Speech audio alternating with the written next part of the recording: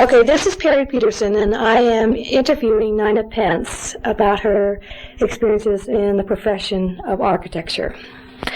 And I guess I should first say that there is quite a bit of information, including an extensive resume, that can be included when this tape is transcribed. I'd like to go back to the decision that you made to study architecture. What was it that brought you in that direction? I didn't deliberately choose architecture as a profession when I went to college.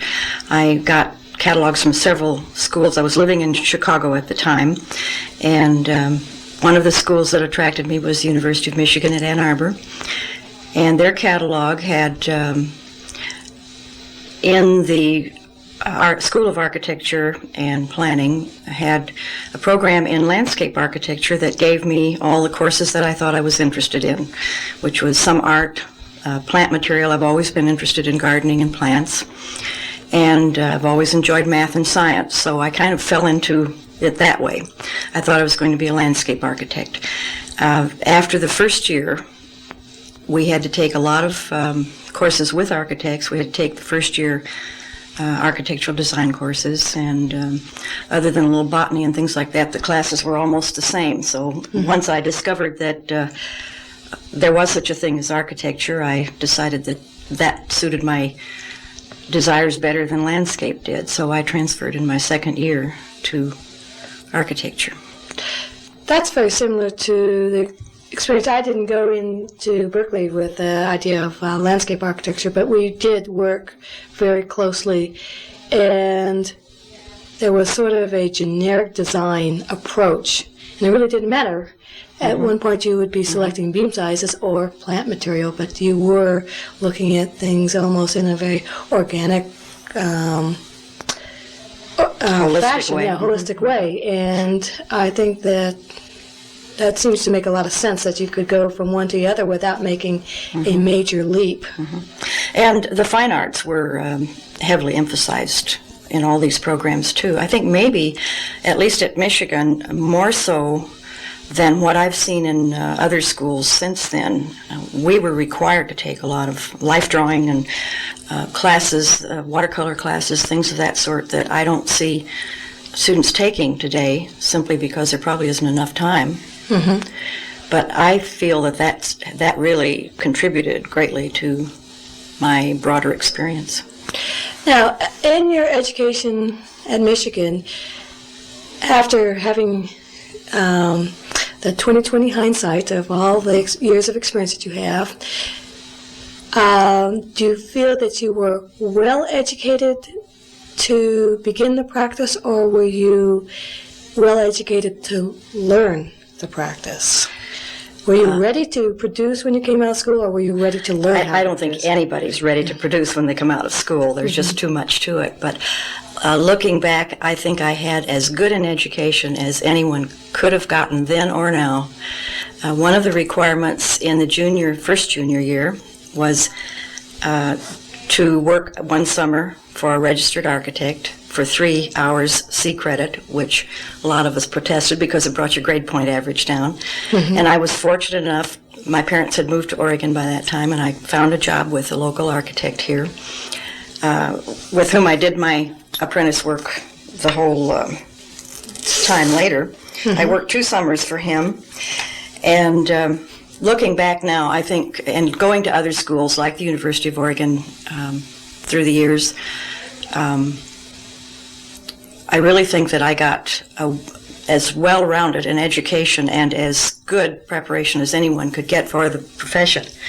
Most of our professors were practicing architects, and those who were not were given a certain number of years to become registered. And I look at faculties on some of the other schools, and they almost don't have any registered architects on the faculty. There's almost a battle between the profession and the schools, it seems to me, which is unfortunate. But the man that I worked for here was an interesting person. He always had an apprentice working for him, as long as I can remember, and sometimes 3 or 4 of them in the summer. That was Mr. Perrin? Yes, and he told me he believed that he owed that to the profession because it was hard for students to learn, and he didn't expect to make any money on them during this time, but he hoped that everything would balance out. And he made a point with his apprentices after they'd been there for a while to see that they did all kinds of work, specifications, job observation, whatever, so that they really did learn the profession. It's almost like he foresaw the program that NCARB and all the boards are doing now, the IDP program. So that's a pretty advanced point of view. It really was. In fact, he was on the Board of Architect Examiners back in the 40s and 50s, and he got to know a lot of the architects from the Portland area. There were almost no architects except Portland and Eugene at that time. He was the only architect between Eugene and Sacramento, I think, at one time. Maybe one over in Medford. But he got to know a lot of them, and they sent their sons, for the most part, down to apprentice with him. He was willing to take them, which a lot of the Portland art offices wouldn't do. So there are a lot of architects in this state who were trained by Howard Perrin's office. Well, he did some very fine work, and so that's been... Well, he himself, he was trained as an engineer, but, and he never would have claimed to be a designer in any way, but he always tried to see that he had good design help in his office. And Sheldon Brumbaugh really got his start with Howard Perrin, who was, I don't know if you're familiar with Sheldon. No, not specifically. Klamath Falls architecture work probably, and historically Sheldon's work would be more likely to be recognized. He published quite a bit. Okay. So that brings up another subject I think is interesting. I've found that many architects who emphasize getting in the magazines and getting published and winning contests and things of that sort focus their work in that direction. I mean, they do it from the standpoint of how it's going to be photographed and how it's going to come across in a publicity way. I worked for a man named Harwell Hamilton Harris, who was a Southern California designer in Texas in the mid-50s. And that was a real eye-opener to me because when I was in school, his work was in all the magazines all the time, and everybody in school just thought, boy, this is the neatest guy. And when I got a job with him, people just thought I was so lucky. But what I found out is that everything he did was oriented towards how it's going to publish. His wife was in the New York publishing field and kind of got his breaks. So I've wondered quite a bit. We have to wonder where the client, the owner, is in that picture. Well, the owner, interestingly enough, in Harris's work, he was well enough known. He was published a lot in House Beautiful and magazines of that type, and owners would come to him knowing that they would get their work published, their house published, and they also went for the notoriety. So he didn't have trouble getting clients. So sort of stars looking for stars, or stars to be looking for stars. Yeah. Well, that's interesting because I think possibly in stuff that's been published in the last few years, you have to wonder sometimes if the end user, was the last person thought of. Especially in public buildings. Yes. Without, kind of pointing fingers and naming names, and I would like you to talk a little bit about how you work and have worked with your clients, how you generate things that are directly responsive to them, and if you then ever feel that you have to kind of take them beyond what their previous notions were. If you would talk a little bit about that. By all means. If you're only going to give them what they think they want, they might as well go to a drafting service or an architect that just grinds them out to get them legal. No, it's very important, I think, to find out from the client how they live. I always try to go to their home to interview with them, even if they're not going to use the furniture that I see there, or this is for house clients, I especially do this, but even with commercial clients, I like to see how they're working now, and not that we're going to duplicate that, but it gives me some feel for their environment and their likes and whatever. I have developed a list of questions that I usually ask people. It'll vary from time to time, typically with a house or even with commercial work. I want to see the site. If I can help them choose a site, so much the better. In the beginning, I don't want to see floor plans and magazine clippings and things like that. Later on, maybe so. But I think it's better if we can start with a list of their needs from question and conversation and so forth, and the site and their budget, and try to put them all together without any preconceived ideas of what it might be like at the time. And one of the things I believe in very thoroughly is that if you can't give them anything else, you can give them a good floor plan that works for them. Even if you may have to compromise on materials or windows or exterior appearance or whatever. Although I've been fortunate, I haven't had to do a lot of that. And you mean as in cutting back? Yeah, mostly budget is the reason for that. But I give all of my projects a lot of personal attention. I've only had one employee, and that was 10 years ago. And so they know that they're going to get my full time, essentially, other than for engineering consultants. They're basically going to get me when they come to me. And I believe in doing a lot of front-end work. I always tell my clients that they get the most for their money in the preliminary stages, in the design development and that part of it. Then usually draftsmen can take over in the middle section, and then they get their money's worth out of me when I go on the job. And I really enjoy working with the man on the job, working out problems. I've learned as much from carpenters and plumbers and electricians as I have from professors. And those people are plenty smart in what they do and plenty capable, and I find that I get along with them very well with that attitude. One thing that I found that was difficult starting off in architecture was the process of coming to and making a decision that you could live with and moving on. And probably the place I learned it quickest was in the field, because they've got the boom there and they've got the glue ram. You don't stop construction while you decide what to do. Right. And I was wondering if you had any thoughts about the process of kind of efficiently coming to decisions and living with, and if there are things that you've learned over the span of your practice of sort of techniques, what you might pass on to somebody who's starting out and doesn't have the gut confidence, they put the left or right foot forward. What is it? What would you tell somebody who's... Well, I guess, first of all, know as much about the problem as you can possibly know.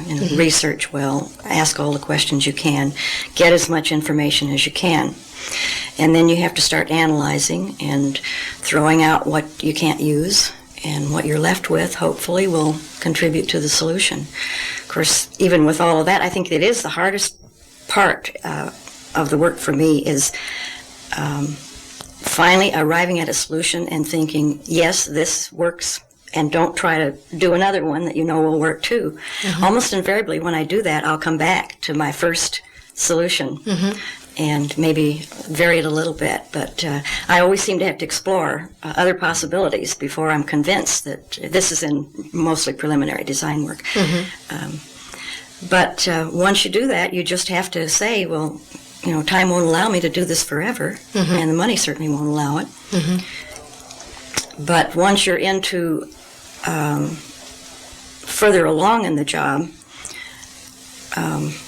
I think if you've done your homework well in the beginning and thought it out well and gotten the information you need up front, then you're not going to have to suddenly decide, am I going to use wood or brick or whatever. Hopefully in the early design process, a lot of those things would naturally come.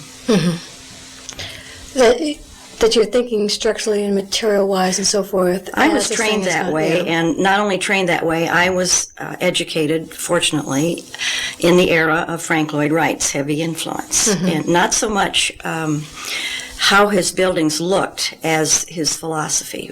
I read every book he ever wrote, I'm sure, and some of them many times. And, his basic philosophy is use the material honestly for the best way it can perform. And frankly, I've been appalled at some of the buildings I've seen where they glue brick onto soffits, and a brick isn't intended to be it's a a material tensile that will material, perform yeah. that way. Yeah. And it floors me to think that people would even try such a thing. Well, thinking of Frank Lloyd Wright also, relationship to sight. Indeed. You're talking about appalling situations. I look around and I see, just in our own area, wonderful sight opportunities that are missed. And I have to wonder if the owner wasn't presented with, or if they did the design themselves, if they just didn't even think about that. They spent all this money on this nice view lot and then didn't take advantage of it. Sight and climate.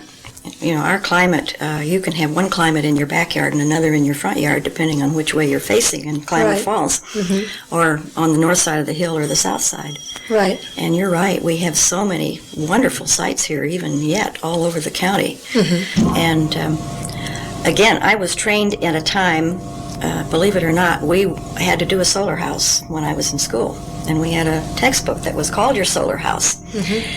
And suddenly cheap electricity came out and the site was ignored, and I think maybe Levittown and a few things like that showed up where they took the same floor plans and flipped them or Plop, plop, plop. put them across the street or whatever. And I'm really delighted to see that solar and consideration of site are coming back again from the climate standpoint. I think we still tend to alter the site too much with bulldozers and all that powerful equipment that we get carried away with.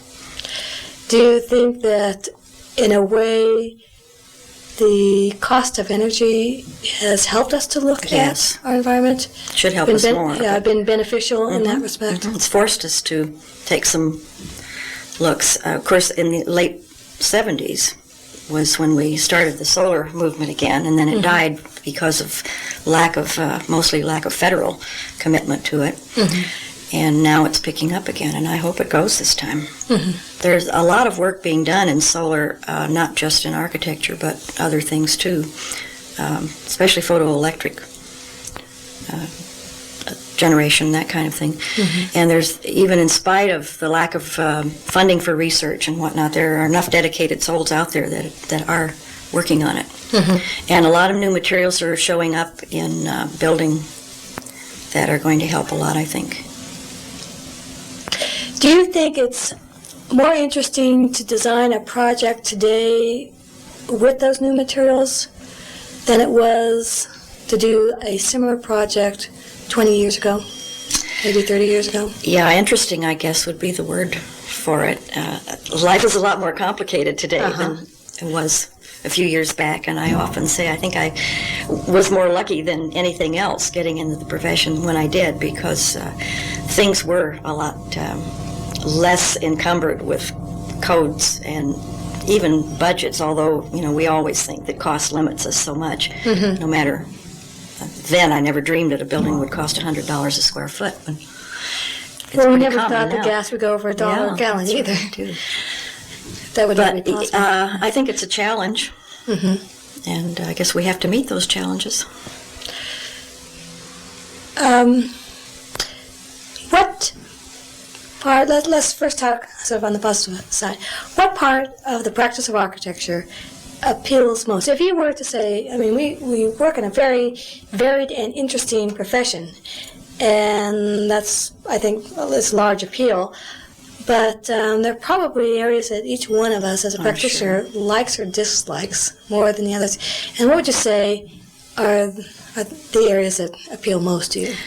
I think working with people, working with the client on the front end, and working with the workers on the job, the other end are most appealing to me, and it's really satisfying to after 30 some odd years of practice to meet somebody on the street that you did a job for 30 years before, and they're still good friends, and they'll say, come up and see your house or something like that, or you've changed our lives. And there's a lot of satisfaction in that kind of reaction with a client. There's also satisfaction in meeting a retired carpenter or somebody like that and talking about building today or whatever. I really enjoy knowing all the workmen on the job, the contractors, and the people on that end. I guess the part I don't like particularly is the drafting part of it, which is pretty much drudgery anymore. I do like developing the details, but drawing them to scale for reproduction is kind of tedious. The invention of a solution to something that otherwise would be a drawback to the job, that would be satisfying and meaty. But having to convey it on paper, it's kind of, but that's the way we communicate. And until we get mental telepathy down to a science, I guess that's the way it'll be. Certainly the computers and that kind of drafting and all the drafting assists that we have today have helped a lot. But still, for the most part, all buildings are pretty tailored things that have to be done almost from scratch, even though you develop a file of details and so forth. Right. Well, your basic plans do you generate for your backgrounds for electrical and this, that, and the other thing. That still has to be done carefully and laid out. Sure. Which brings me to another thought, and that is, in our profession, we have sort of, I would say, almost the genius of creation, and then you have the bean counting.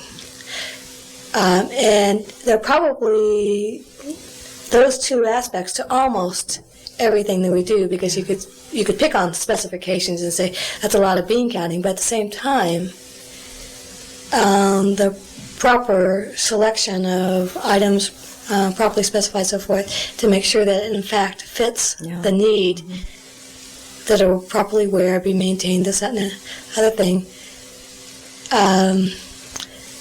I think that it is always a mixture. I don't think there's anything you can study or learn or read about that won't help you in some way in this profession. But more than that, I think a person, maybe this is where women have an advantage over most men. I think women in our culture, and maybe most Western cultures, have been cultured to adapt. And maybe that means having a broader range of possibilities in their lives in some ways.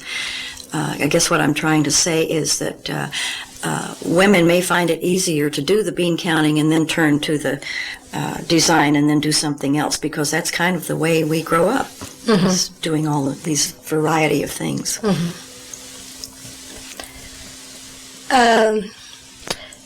On projects that you have done, as you look back, is there any one that gives you just a large amount of satisfaction, more than any other one? Is there one that you would pick out? I used to say the next one. The next one? But there are not going to be very many next ones, I don't think. There are probably more likely houses, some select houses, where the clients have really been given me a little more freedom, perhaps, or have responded to suggestions. And most of those houses are out in the country on ranches. They're not what you'd call a ranch house, I guess, but we can choose the site on the owner's property from a possible several. Maybe the budget isn't quite as tight as it might be on a house for somebody living in town who can't write off some of the expense of the project or whatever. So that tends to be my favorite kind of job to do, but I don't know even from those whether I could select one that would stand out in your mind particularly. Now, do you feel that you had a more personal relationship with the people in the house, do you think that people who are working on a residential project will be more forthcoming than somebody that you're doing a medical clinic or something else? Yes, and I think part of that is just because that involves their personal life a lot more. Even though they may spend more time in their office than waking time in their office, that office is for a more specific purpose. You know, it's not going to encompass all aspects of their life away from the office the way a house will. And I think people are more focused on how that office or whatever bank or whatever it may be is going to function to do its job or do an efficient job for them, and what the payback time is going to be, I suppose. Right. And of course then lots of times in more public buildings like a courtroom or a school or something like that, you don't even know who the clients ultimately will be, whether they're teachers or pupils or lawyers or whatever. Those are people in the future that there's no way of knowing. So you have to kind of be more general in your approach and go by the book a little more. Stop that. You're doing very well. Right. So starting this up again.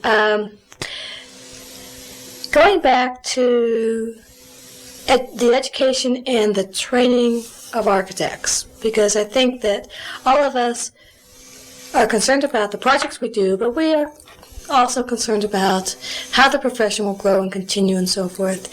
And taking Oregon in particular, being that neither of us, what would you like to see?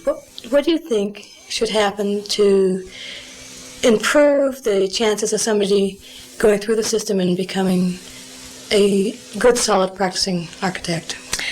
I guess I'd like to see a little closer ties between the profession and the schools and the professors. I think that's coming. I think it's better now than it was 10 or 15 years ago. I think the IDP has helped that.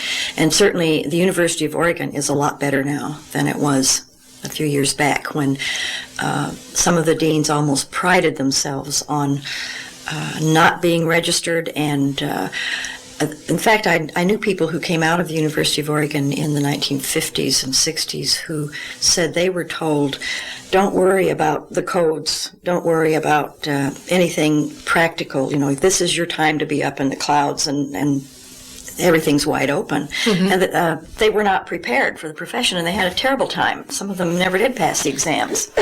I don't believe they should be trained just to pass exams either. That's not good. But I think with the IDP program, that's helped a lot, because it's kind of a mentor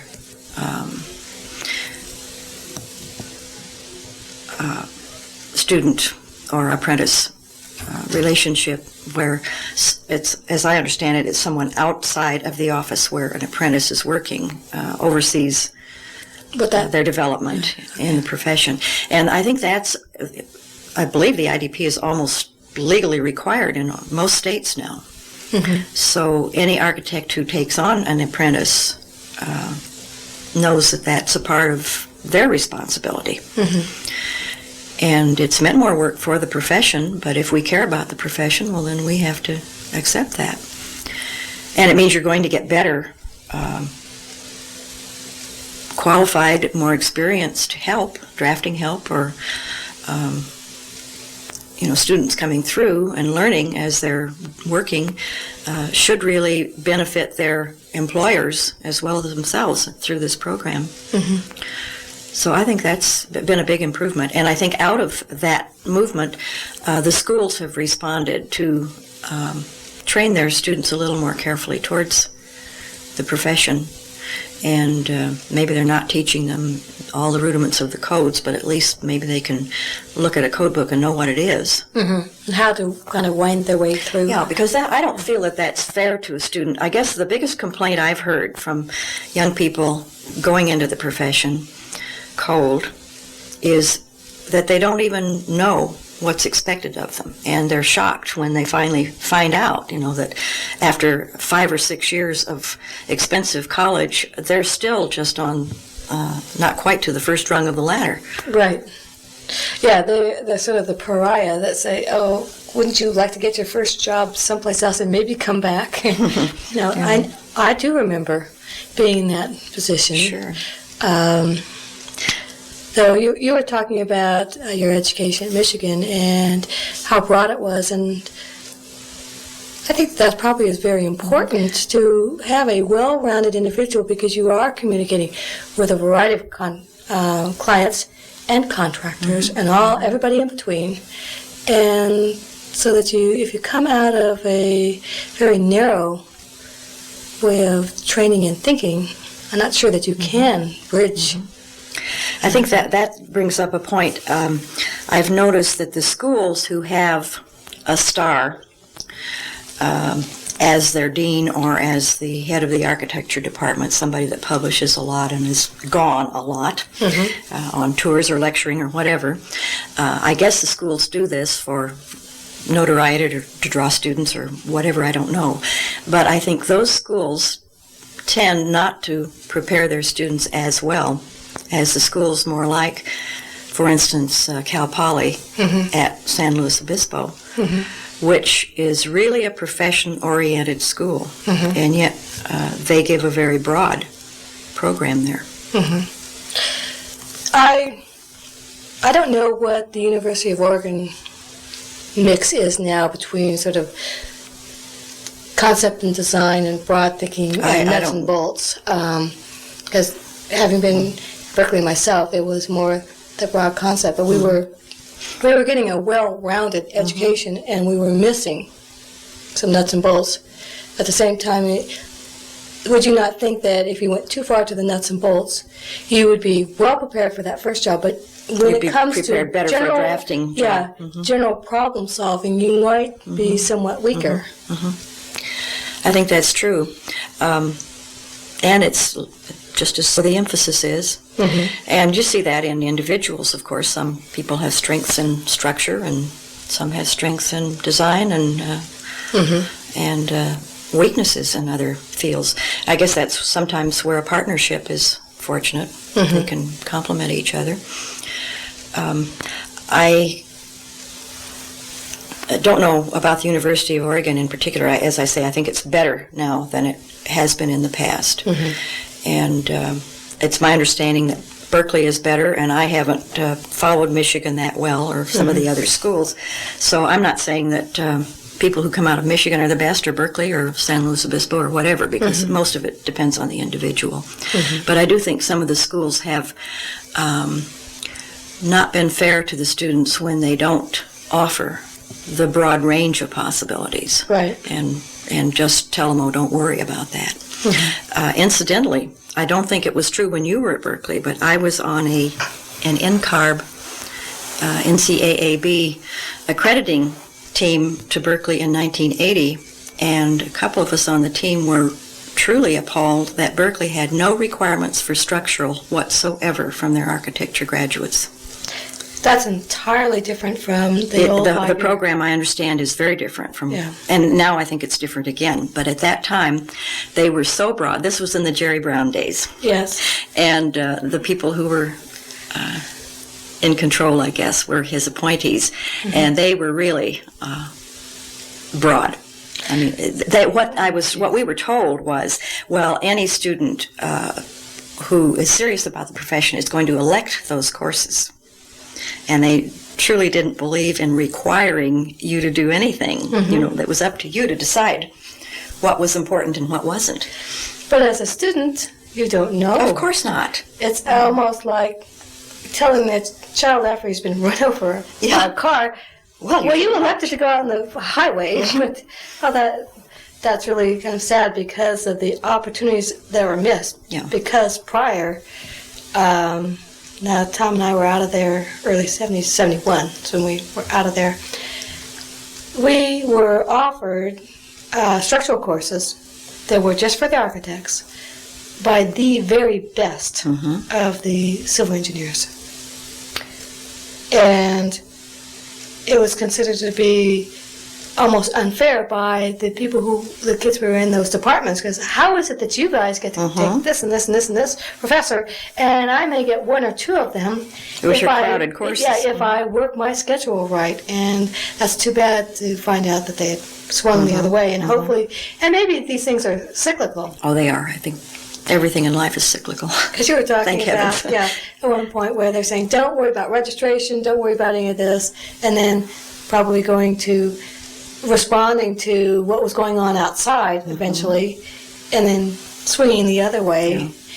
And I know that Oregon now has a high percentage of registered architects on their faculty, and I think they're really aimed in that direction. what about, well, I do remember taking a course, and it was only one course, about practice, and basically what we learned was you can't call yourself an architect unless you're an engineer, and these are kind of contractual things that you should have, and you don't contract to do this, and kind of going down that was probably the little bit of nuts and bolts that we got about the inner workings of an office. But one thing that never was presented was how to put together a business plan if you're going to go out and open up an office, or if you're going to go into partnership and so forth. Do you think that that's something that people will get by trial and error later, or should that happen That's also part of the curriculum? Probably the hardest part to get in an apprentice program. I don't think you're as likely to learn that from your boss. And I think probably the schools do have, well, I had a course in office practice, and mostly what we did was follow the AIA manual, which probably every other school did. And frankly, I had to kind of learn on my own with a good accountant friend that I had at the time, whose office I built and designed, and just kind of had to learn it as I went along and made mistakes. That's probably the least important part of the profession to me, but you still, in order to survive, you have to have it. How is it that you decided to practice by yourself? I guess I'm an independent sort of person to begin with, and the right partner just never showed up, and I didn't go seeking that person. There have been, through the years, 2 or 3 people where we've discussed it, and it's just never come to fruition for some reason or another. I was invited to join a local firm that no longer exists here now some years ago, and seriously considered it, but maybe it was because of the legal business aspect of it as much as anything. I don't think I would have had any trouble with the architecture part of it. But these were... Talking about the responsibility for work done by other partners, or? Not so much that as... well, these people had families and responsibilities financially primarily to their families, and so it would have meant we'd have to seek work that we might not have wanted to do, and the dollar, I guess, was the most important aspect of it in some ways. But I can't say for what reason. I think it's just one of those things that happens. Working by yourself, do you think that you actually have been able to do better work by being in control of all aspects and making all the decisions of what jobs to take?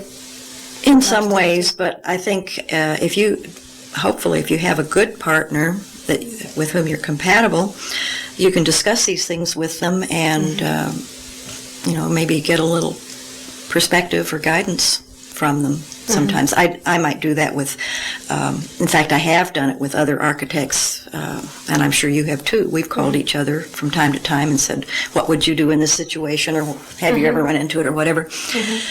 I do like the idea of not only having control, but of taking the responsibility for my own work. And I can't blame somebody else if it doesn't come out the way it should. I also think that gives you the chance to know, to follow the job and know where you are all the time. You don't have to kind of guess, well, what happened here? That if where I see sometimes partners taking over for another partner, or where often offices will be set up where one will be a design person or maybe client contact and preliminary. Oh, I see. Another will run the office and another will And be do on the the job out. production, yeah. And I guess that works well. It's done often enough, but I don't think I'd be happy working under that kind of situation. Do you think that, well, that would reduce the variety that you experience on any one project? Well, and you'd have to have... And the control. Sure. But you'd also have to have a really close rapport with those other partners, it seems to me, and contact frequently with them in order to really know what's happening on that job or why something was done in a certain way. We get this all the time. We go and look at a building and we say, well, why did they do that, for heaven's sakes? And maybe if you knew the background, you'd understand perfectly why it was done the way it was done. Right, yeah. There are times where, well, have you ever had a situation where you really wanted to do something and a client said, no, I want such and so. And you just sort of... sometimes there's a parting of the ways right there, and not too frequently, but it's happened. And I guess my philosophy is that the client and the architect and all the people working in the office and the consultants and workmen on the job, the contractors, all of us are working towards a common goal. And that's to get the best building we can for the money that's available to do the job it's supposed to do. And it ought to be presentable in the process. And hopefully low maintenance. I don't buy the idea that we have to fight the contractor or that I have to educate the client or, that we're all battling each other to see who comes out winner on this thing, because we've all got to win if it works. Right. Well, you say that you have to educate the client. Do you not think that almost on every project that you do go a little bit through an educational process? And you always have to tell them how the process that you go through works, and explain what they pay for each part of the process and what you're doing when that happens. And, of course, most people have no idea that it involves the time that it takes. And, yes, you're lucky if you get a repeat client and you don't have to go through this again. To the extent, anyway. Or even a client that worked with someone else but at least knows what to expect. Yeah, the education of the client is possibly one of the most touchy, almost, political. It's a situation where you are trying not to dominate them, but you really do need to move them forward in a Let process. them see the possibilities. Sure. Without insulting them and always encouraging and so forth. And I think that's one of the most difficult in some cases. You have some people who are very eager, and that's the way they live their lives, and you have some people who know and almost come in a resigned fashion. Well, okay, so tell me what I got to do now. Especially if they're only coming to an architect because the law says they have to. Right. If it's With a a certain amount of small office resentment, building or something like that. And often they have developed work patterns that may be not the best in your opinion, and it's awfully hard to change the work patterns of an attorney or an accountant or a doctor or somebody like that. And I guess you just try to ask enough questions and say, well, if we do it this way, what happens? And, explore the possibilities. But very often, if you run into a strong-minded person, it's going to end up more their way than your way, perhaps. Which isn't to say possibly that they in fact know the inner workings of what they do so well that maybe they are right. I think that's true. Yeah, that's kind of, just saying, you were talking about women and adapting and so forth, that is a situation that you are adapting. You might have been moving along and something seemed very logical and well put together, and yet... Well, and we all develop work habits, whether we've had to adapt to a bad situation or not. And I try to tell my women house clients, especially, and kitchens specifically, let's not duplicate a bad work pattern that you've developed because you have had to get used to this kitchen. Right. You know, I've had women say, well, I can only do dishes from left to right or right to left or whatever. And, well, if they feel that strongly about it, we'll see that gets worked into the pattern because I guess there is no exact rule about which way you do the dishes. Right. On a different bent, so I'm going to, I'll let this go. It's going to turn off in a second. And I'll just flip the tape over when that happens. We haven't talked at all about women architects, and I'm not sure if this is a thing that they want us to discuss. I think it probably is. And I don't know about you. You can respond to something I'm going to say. I never worked as if I was a woman architect. I was a woman who was working in architecture, and it was, to me, an irrelevant issue. But sort of that almost seems contrary to the politically correct way of looking at things. Yeah, maybe you're older than you look. Yeah. But I think both of us came into the profession maybe a little bit earlier than when all this started. And as more and more women got into architecture, you're bound to have gotten women who probably didn't belong there, who didn't know what they were getting into. And so we're criticized by that. And, you know, in trying to crack open all of the professions and make the opportunities for women broader, which, you know, they haven't been for all women by a long shot. I can truly say that I can't remember ever being deliberately discriminated against because I was a woman in the profession.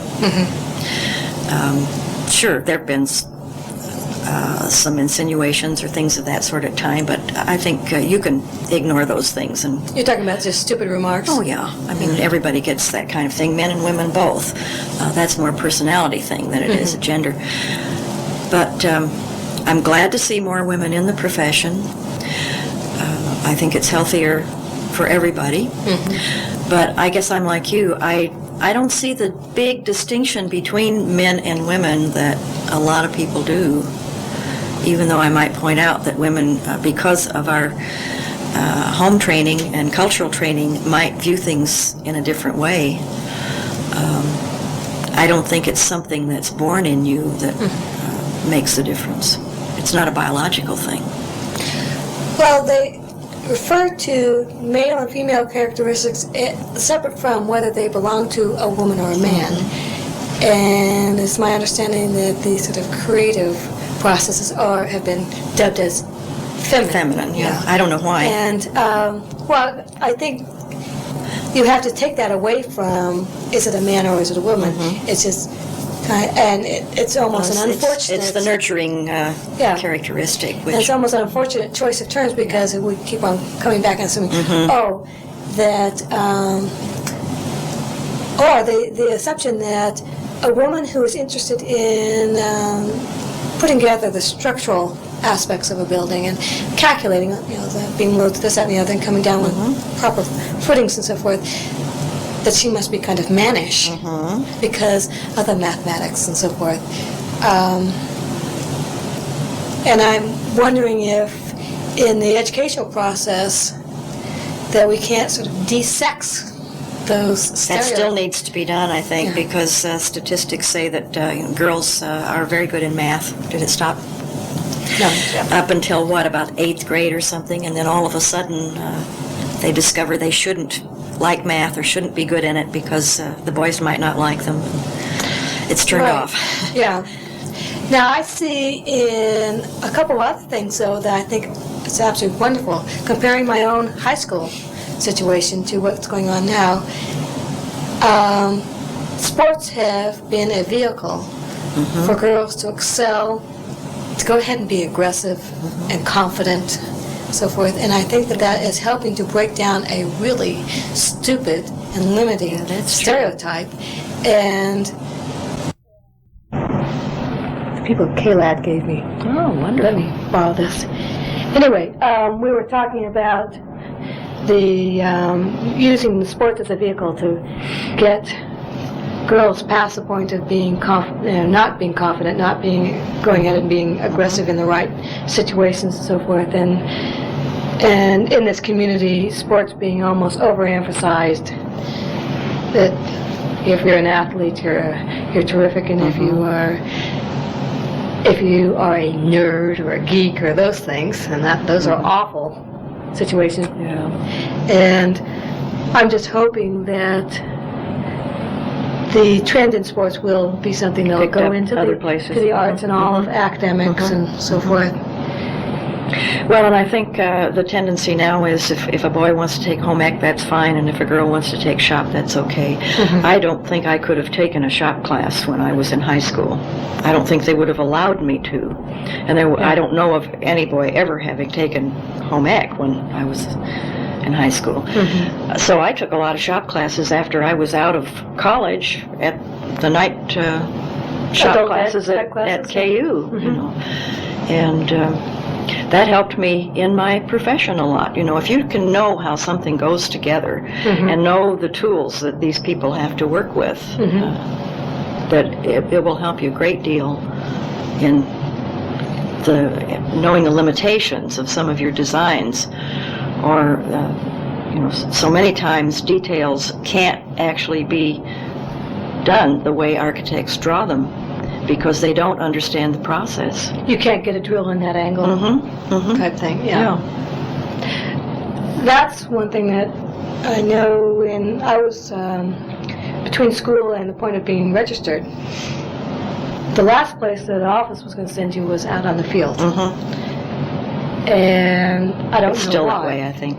Well, now they say it's insurance, but I don't know what. Well, actually, that's true, and that's one thing that legal issues have, in the form of workman's compensation, have put barriers in the way somebody might be educated. So what happens is they have to go out when the job is not on their own time, which is probably the weekend, there's nobody doing anything. So they can stand there and see what's been done, but they didn't watch the process of lifting a truss into place. They did not get to watch the things. Or talk to the men on the job. That's another thing. On any sizable job, a contractor probably doesn't want outsiders talking to their workmen. You know, if you have something to say to somebody on the job, talk to the foreman or the superintendent or whatever. Right. And that's unfortunate too, because sometimes the fellow that's actually doing the work may have a suggestion and a solution that's a whole lot better than one you'd come up with. Though there is a kind of a hierarchy there that you have to for the respect. legal flow of, Sure. so that change orders are properly executed, this, that, and the other thing, that you don't end up. You wouldn't necessarily change it on the spot, but in discussing it, something may come up that you wouldn't be aware of otherwise. You talked before about how smart the people who are on the job are, and they are a tremendous resource, I think, to the profession. And I have found that jobs have run better as I've been better at going out, talking, being smart about what to look for, what not to worry about, what to worry about, kind of thing. As opposed to when I first started, those guys already knew their trade, but I can work with them better myself after a certain. Now that you know something about it too. Right. Sure. And I think that was an important point that you made about using those people. I think you have to realize you can't lean on them, and as an engineer once said to me when referring to some contractor who was doing concrete work, and the man said, "I have 20 years of experience," and Bill Wales said, "No, you don't. You have 1 year's experience 20 times." So, you know, you can't depend on those people to solve your problems for you. But I think how you communicate with them and deal with them can mean a great deal about how the job comes out. Because if you go swaggering onto the job, as some architects I know do, and saying, right or wrong, I did it this way, you're going to do it this way, the job's going to suffer. Mm-hmm. And I've known a couple of architects who finally had to move out of town because they couldn't get contractors to bid their work anymore. That's a pretty severe... It is indeed. Uh-huh. Well, that seems like a situation where the architect is working in almost an isolated bubble. And all that you have talked about in everything really was communicating. You were in touch with your client. You're in touch with the people as they're going through by bidding the jobs. You're in touch with them all through the construction. And you're an important part of the team, but you are in the team. You're not God. Yeah. Yeah, and you can't do it alone. I'm probably doing it alone more than a lot of people do in the sense of my part of the job, but you have to depend on a lot of people, and that's why I think it's so important to think that we're all working towards a common goal. Mm-hmm. Another question I have, now that you are looking at retiring, and I understand you still have things going, people won't leave you alone. Well, that's a Well, and the nature of the work is that sometimes a job will last several years. Mm-hmm. Have you thought about doing anything in education? There's not an awful lot you can do in Klamath Falls, I don't think. I often have said, and halfway believe it, that if I had it to do over again, I'd be a teacher, probably a high school teacher. And I enjoy young people. I get a lot of phone calls, maybe you do too, from people who've either graduated or are in school, are young architects or apprentices or whatever, people who maybe used to live here or who maybe children of former clients or whatever. But hardly a month goes by that I don't get a phone call from a young person in the profession or thinking about going into it. And I always encourage them to come by and talk, and I'll share whatever I can with them. I always emphasize that the way I work is not typical of an architect's practice at all, because not too many people could survive financially the way I do. My overhead is very small. But I don't really see, other than going up to the high school when they ask me or something like that, I don't see the teaching opportunities particular, except to be here when somebody does feel the need to discuss it. And it's still unfortunate, I think, in the profession that it takes years for any of us to really know what it is we really do. I had a young fellow come by a couple of weeks ago, and he's registered and still isn't quite sure. He's never actually worked on his own and doesn't quite know how to go about it. Well, that's probably one of the most terrifying things, is that first step. And if you have a new type of project, you're almost in that all over again. And you just almost have to just say you're going to do it, move forward, and look back at what you've done. Rely on your experience and training and your own personality and good judgment, hopefully, responsibility. Well, as a early sole practitioner, did you find that you would spend a whole lot more time almost killing a job with the amount of, just lavishing time on it, almost out of fear of not doing it right, as opposed to later on with a little more confidence, more experience? Sure.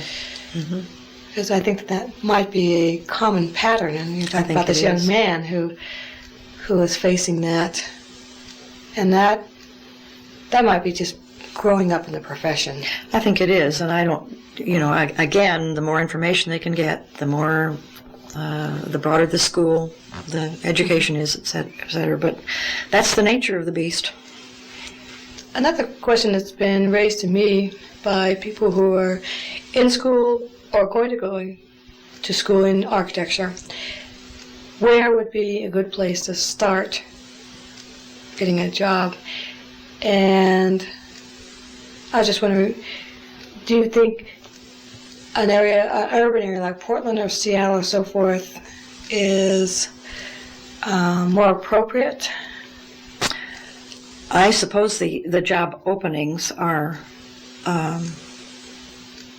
more in the larger areas. I think possibly a town maybe the size of Sacramento or even Redding or Medford is better than Klamath Falls. You know, it's because of I-5, I guess, and the development that followed the highway.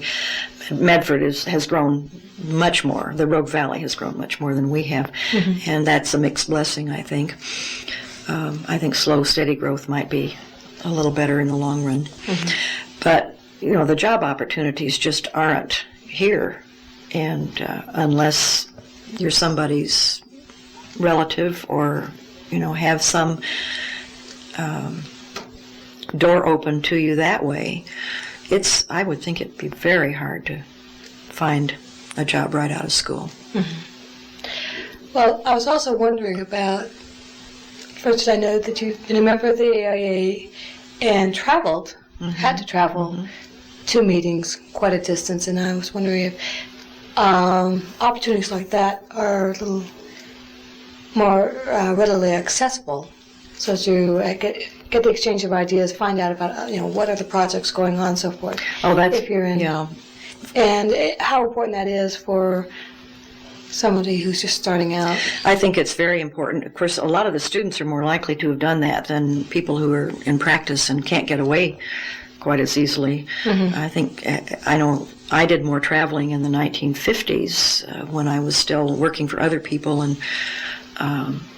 more or less had the freedom or got a paid vacation than I've done since then, other than when I was on the state board and that kind of thing.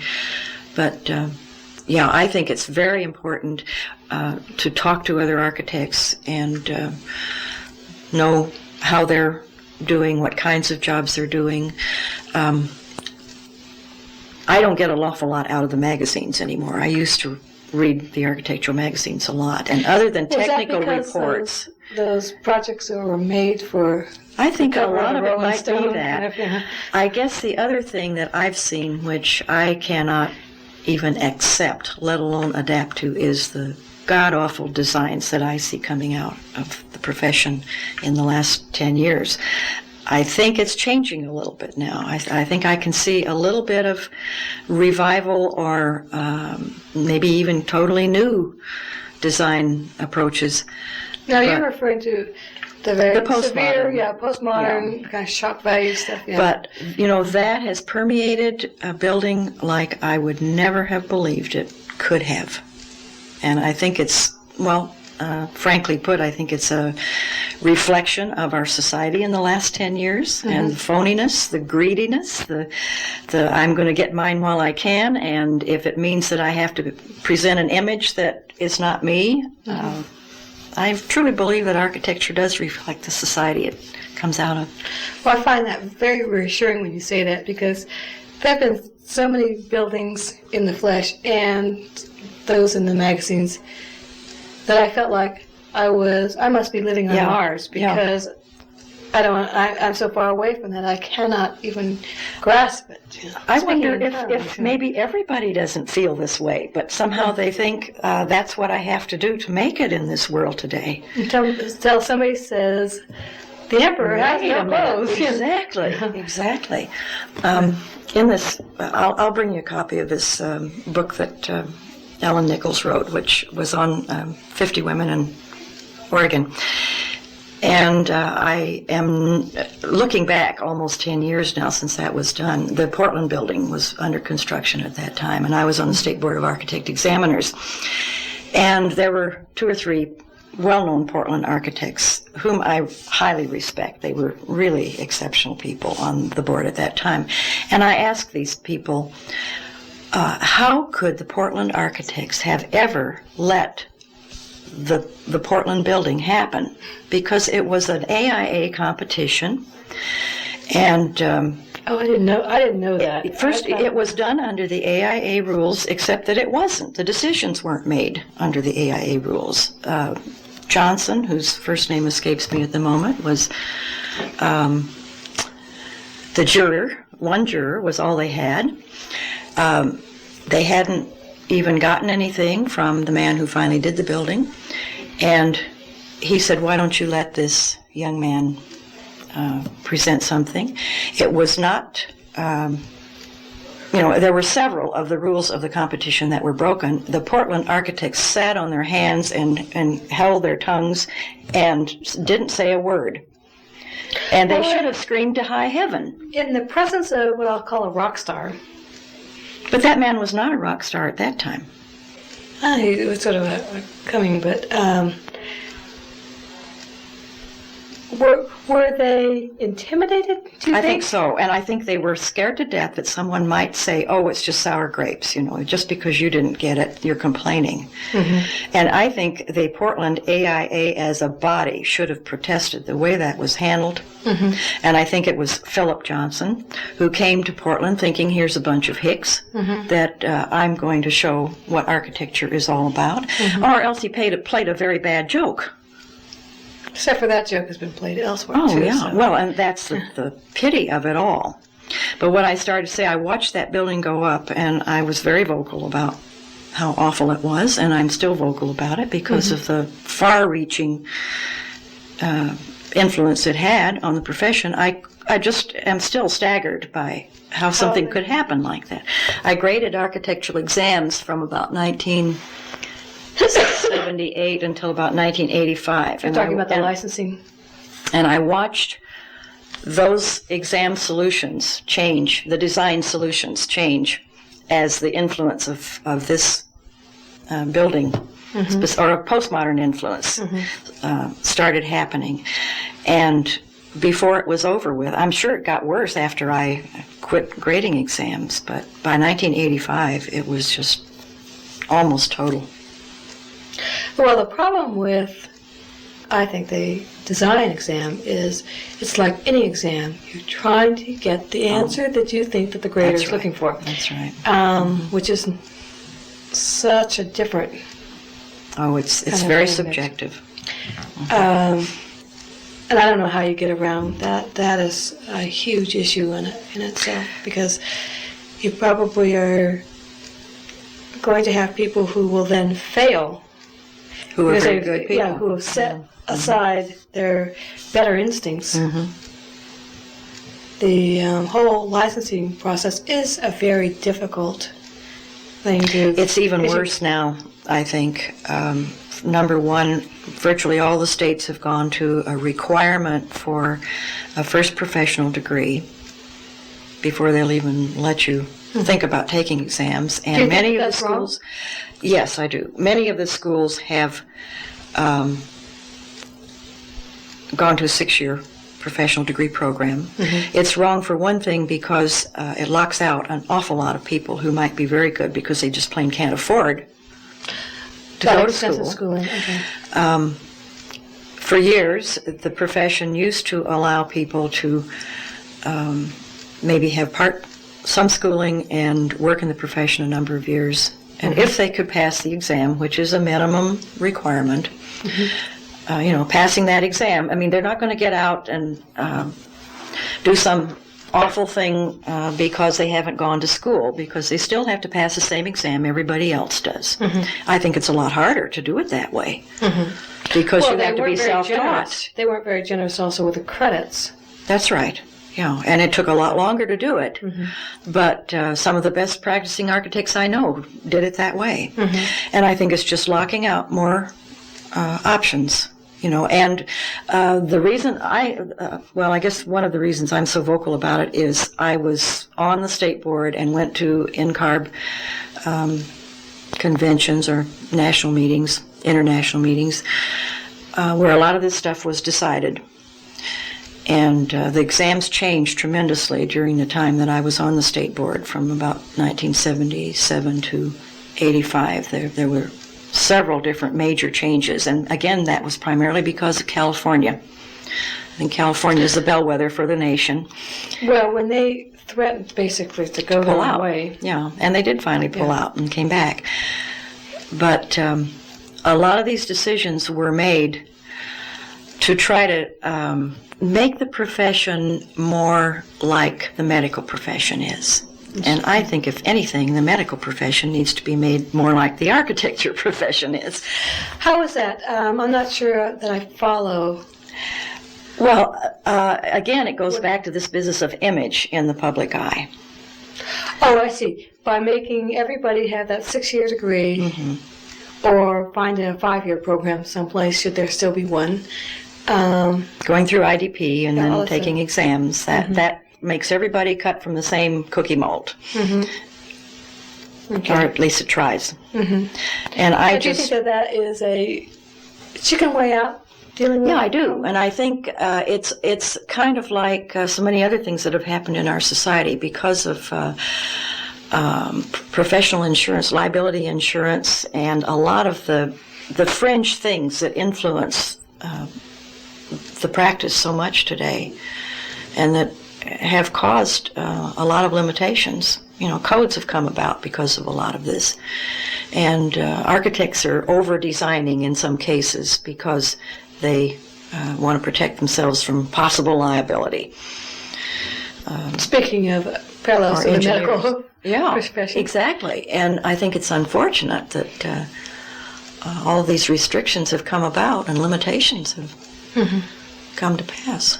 Yeah, do you think some of those, though, aren't there because we maybe weren't doing our job? I would give you the example of the current adoption of the ADA, American Disabilities Act. I think probably for a long time we weren't reminding our clients, particularly in public buildings, that the public meant everybody and not just those that are convenient. I think that we got pushed that far because we wouldn't go any other way, Yeah. I guess. I think it's wonderful that we're making buildings available to disabled people. I'd like to go back a little farther, though, and say, why are there so many disabled people in our society today? Why does this even have to happen? You know, we're kind of addressing the end result instead of, why can't these people have been more able? So I think that A lot of it's probably a number of automobile people- accidents. Yes. A lot of it's birth defects. But you have some et cetera. things that are muscular problems and so Sure. forth, and those people were just closeted before. Or died before they Yeah. ever had a chance to live. Sure, I And recognize all of And I'm that. thinking that this is a place where, another place where we actually have to be educating our clients. That's for sure. As, you really have to do these things, and responsibly, maybe you should be looking even further than that. Sure. Because it's come down to the term of architectural barriers. That's right. And they are. Yeah. There are no easy answers to those things either, because it does cost more. I know that a lot of the organizations that disabled people belong to don't want to think that it won't cost more, but to put an elevator in a building costs more than not to put an elevator in a building. I mean, there are a lot of things that don't cost a lot more if you do the front-end planning. Right. But Well, there are basically, difficult sites, there are Sure. difficult situations. and it does impose more limitations, to be brutally frank. And it adds one more thing to what an architect has to think about. I'm not saying that it shouldn't happen, but just like the energy codes, I was on the Energy Conservation Board, the first one, and our task was to write or suggest codes back in 1975, building codes to conserve energy. And since I've always been an environmentalist anyway, I see both sides of the issue.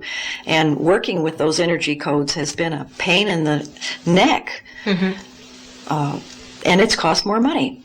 And it's limited what you can do. But it's something you have to deal with. Well, I think that is what's happening with the profession in general. We live in a ever more complicated society, and like we shouldn't expect to be kind of protected from that. Well, we can't be. But I guess that's why I say I was lucky to have come into the profession when I did. And we certainly had codes, and we had a lot of restrictions, and the law of gravity still was there. But I think it was a whole lot easier and a whole lot more fun in the 50s and 60s than it has been in the later years. And the cost has just gone through the roof. You know, building costs have just been outrageous. When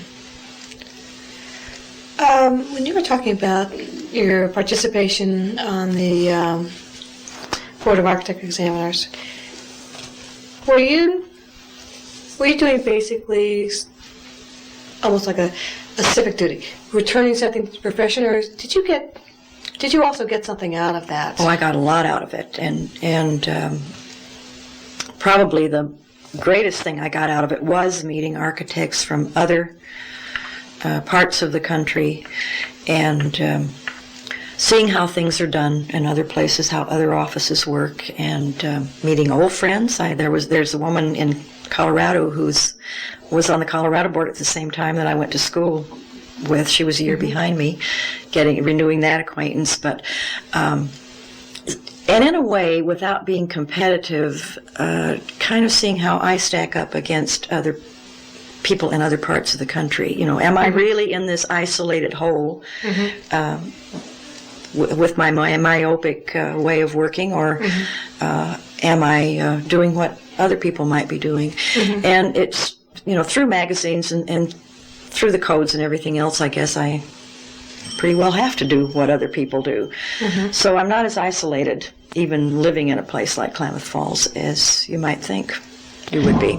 Well, having practiced here also, it is kind of a gnawing feeling that you have that Klamath Falls is not mainstream, and so what is happening in the mainstream, and I do think that you have to go out, and that probably was a very beneficial thing, because I didn't even think about that. And also knowing fertilization with all these people. And what are you doing? Oh, I'm working on this, that, and the other thing. And have you heard about this or seen that, or did you see that project or whatever? And knowing through the exam process, knowing what the young people today coming up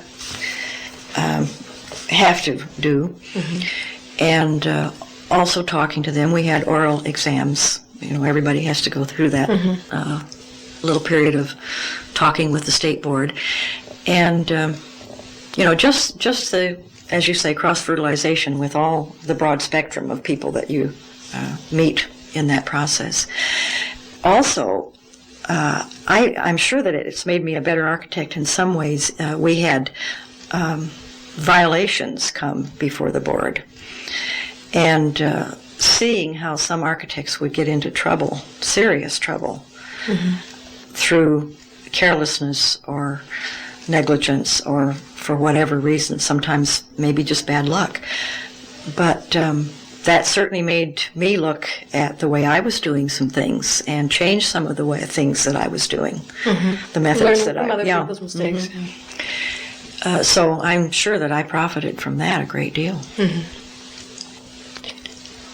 That, though, is I'm sure, a tremendous investment of your time to be... It was.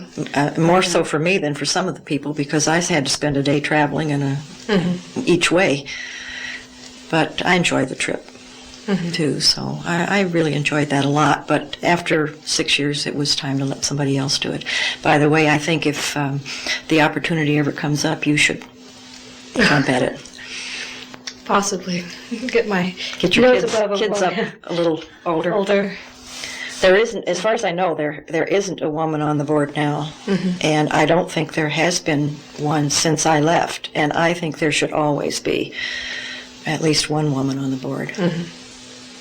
There were two. There was a public member and myself when I was there, and I think we contributed a lot to the decisions that we made. Is it difficult sitting somewhat in judgment? Very difficult, because you can see that they're there for the grace of God. Okay, I could be in the same situation. Sure. Because, and how many years had you been practicing as a sole practitioner when you went onto that board? About 22 years. Okay, good. Substantial.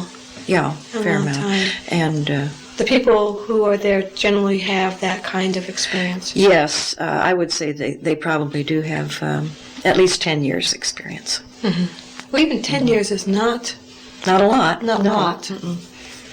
When you look at where you were 10 years 10 ago. years 20 ago. years ago. Yeah. That's that's not as much as what you bring to the situation, because I'm wondering if, having been through 20 years, seeing it all, Seeing a lot of just, changes, rough too. edges and so forth, if you aren't a little more sort of somewhat realistically compassionate to a person's Sure situation, you would be. then, well, the book says this, and we have to take this, that there are no gray areas. Well, and the younger you are, the more idealistic you're inclined to be, and the more judgmental you are of those who are not of your ideals, or who violate those ideals. I Right. think I was that way too once. Well, I think, yeah, you come out of school with, well, I got this, by the robot tail, and I know what's what and so forth, and I'm so smart because I've been spending these 5-6 years with these very smart people, and I look at myself, And I survived. how young and untested and everything. Well, I think everybody goes through that, and regardless of what they do, I think that's human nature. Well, I thank you for sitting in here and doing this with me. Well, I thank you for doing it. This is helpful, and I think it's gotten down a philosophical point, or viewpoint, and several viewpoints, I think, that come from a broad range of experience. And I think this is kind of what they had in mind. Let's hope so. Okay. Thanks a lot, Perry.